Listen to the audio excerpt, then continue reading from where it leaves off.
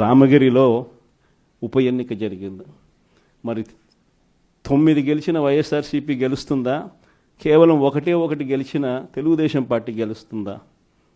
ఎవరికైనా అర్థమవుతుంది 9 గెలిచిన వైఎస్ఆర్సీపీనే ఆ ఉప ఎన్నికల్లో గెలుస్తుంది అని. కానీ ఆ ఎన్నికల్లో ఆ రిజల్ట్ను తారుమారు చేసేందుకు ఏకంగా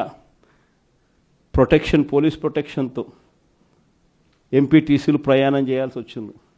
మా ప్రాణాలకు ముప్పు ఉంది, మాకు భద్రత కల్పించని కోర్టుకు పోతే కోర్టు పోలీసు భద్రతతో వారిని ఎలక్షన్ హాల్లోకి తీసుకొని పోమని చెప్తే ఈ పోలీసులు ఎంత అన్యాయంగా తయారయ్యారంటే, పోలీసులే ఈ ఎంపీటీసీలను బెదిరించే కార్యక్రమాలు సాక్షాత్తు పోలీసులే చేపట్టారు.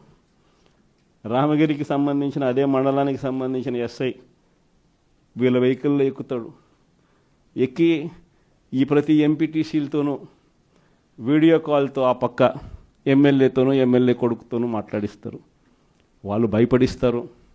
మీ ఇంట్లో మీ అమ్మ మీ నాయన ఇంటికి రావాలంటే ఖచ్చితంగా ఎంపీటీసీ ఎలక్షన్లలో వాళ్లకు అనుకూలంగా ఓటేస్తేనే జరుగుతుందని బెదిరిస్తారు. అయినా కూడా మన ఎంపీటీసీలు ఎక్కడా కూడా తలొగ్గకపోయేసరికి ఎలక్షన్ టైం దాటిపోయేదాకా వాళ్ళని తిప్పుతూ ఎంపీడీఓ కార్యాలయానికి తీసుకొని పోకుండా కోరం లేదని ఎన్నిక వాయిదా. తర్వాత వాళ్ళందరినీ పెనుగొండకు తీసుకుపోయారు. అక్కడికి తీసుకొని పోయి అక్కడ వాళ్ళందరినీ బైండ్ ఓవర్ చేసే కార్యక్రమం వీళ్ళు చేస్తారు.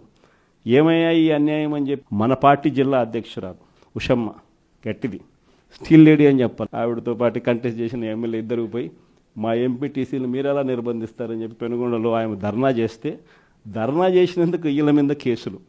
వీళ్ళు మా పార్టీకి సంబంధించిన మా ఎంపీటీసీలకు తోడుగా నిలబడేదానికి వీళ్ళు పోతే వీళ్ళ మీద కేసులు పెట్టి అరాచకం సృష్టించే కార్యక్రమం ఇద్దరితో ఆగల. మళ్ళీ రామగిరిలో మళ్ళీ ఎన్నిక జరపాల్సి వస్తుంది కాబట్టి భయానక వాతావరణం క్రియేట్ చేయడం కోసం అని చెప్పి లింగమయ్య అని చెప్పి మన పార్టీకి సంబంధించిన ఒక కురుబ నాయకుడు, ఒక బీసీ నాయకుడు ఏకంగా యాక్టివ్గా ఉన్నాడు అని ఆ మనిషిని కొట్టి చంపారు. నిజంగా ఆశ్చర్యం అనిపించింది, బాధ అనిపించింది. ఎందుకు ఈ రాజకీయాలు ఈ స్థాయికి దిగజారుస్తున్నారు అని చెప్పి. అరే మంచి చెయ్యి, సూపర్ 6 హామీ ఇచ్చినాం, సూపర్ 7 హామీ ఇచ్చినాం, పిల్లలకు చేయాల్సిన ఫీజు రీఎంబర్స్మెంట్ బకాయిలు పెండింగ్లో పెట్టు, ఆరోగ్యశ్రీ బకాయిలు పెండింగ్లో పెట్టు, రైతులకు అన్యాయం చేస్తా ఉన్నాం. ఇవన్నీ సరిదిద్దుకొని మంచి చెయ్యి, ప్రజల మనసుల్లో స్థానం సంపాదించుకుంటే ఆటోమేటిక్లీ ప్రజలు ఓట్లు వేస్తారు. కానీ ఈ మాదిరిగా దిగజారిపోయి మనుషులను చంపే స్థాయిలో రాజకీయాలు చేయడం మొదలు పెడితే, దానికి పోలీసులను ఉపయోగించుకునే కార్యక్రమం చేస్తే వ్యవస్థలు ఎంత దిగజారిపోతాయి అని చెప్పడానికి పూర్వపు రోజుల్లో మనం అంతా బీహార్ గురించి మాట్లాడేవాళ్ళం. బీహార్లో ఎలా ఉండేటివి, బీహార్లో అలా ఉండేటివని.